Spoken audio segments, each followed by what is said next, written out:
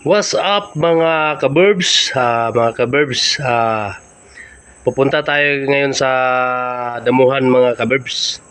Kasi ipakita ko sa inyo yung mga halaman na herbal.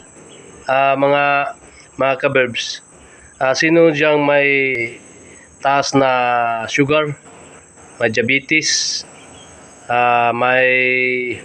may mga karamdaman sa ating katawan. Pakita ko sa inyo mga kaberbs yung mga halaman na dapat nyong hanapin at kukunin para gawin yung panglunas ng mga sakit nyo mga kaberbs. Okay, let's go.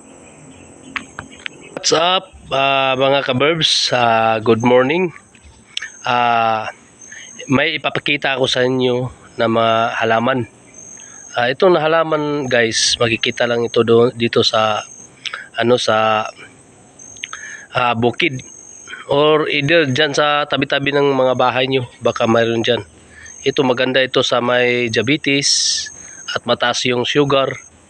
Guys, ipakikita ko sa inyo guys kung nakakilala ba kayo nitong halaman na ito. Ito guys, ang pangalan nito guys,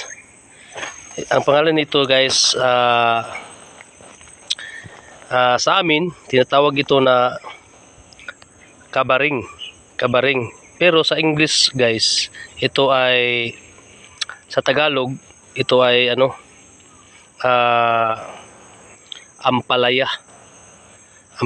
Pero dito sa amin guys, tinawag ito na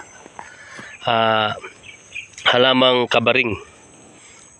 Ito guys, ito maganda ito guys sa mga kaberbs.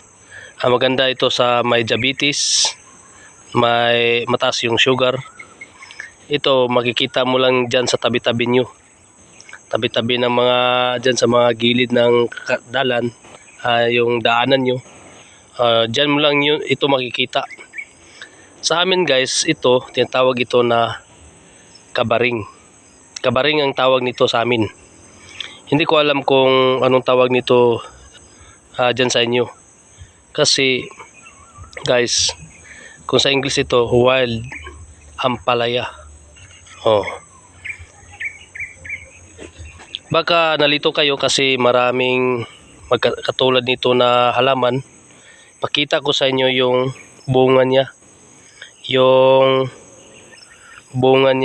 Guys, ito ipakita ko sa inyo guys.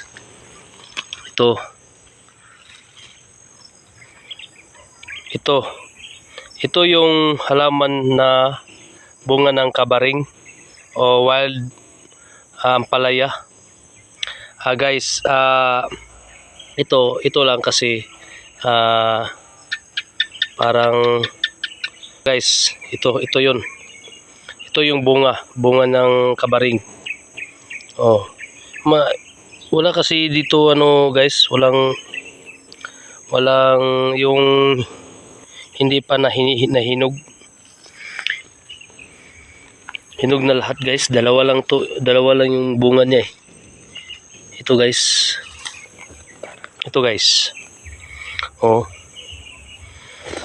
Tingnan nyo yung dahon niya. Ito yung dahon ng wild ampalaya. Sa amin tinatawag ito na kabaring.